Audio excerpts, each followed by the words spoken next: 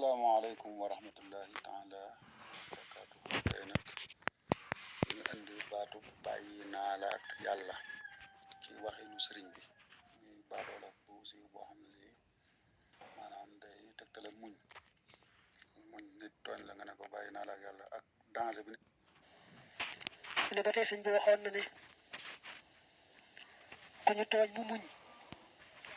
bañ a fayantoo xanaa bàyyi kooku ak yàlla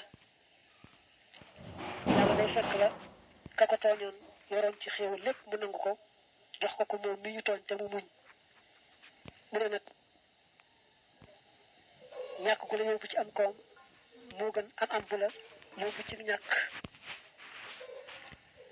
te yàlla joxoon xéewal da nga woon ak am tooñ na tax mu mucc ak ñàkk ndax la mu yoroon yàlla nangu na ko jox kam tooñoon kañ tooñoon nag bu fekkee amutoon it kon daa ñàkk woon wëlbati ko am ndax nangu nañ la koy yoroon jox ko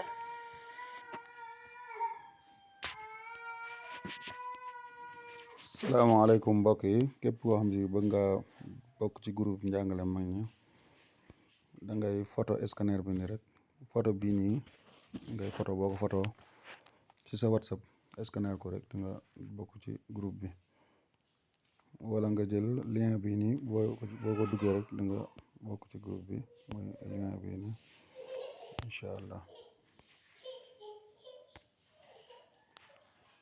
lien bi nag mooy http://whatsapp.com/g-w-p loolu lépp ngay bind rek wala nga copier ko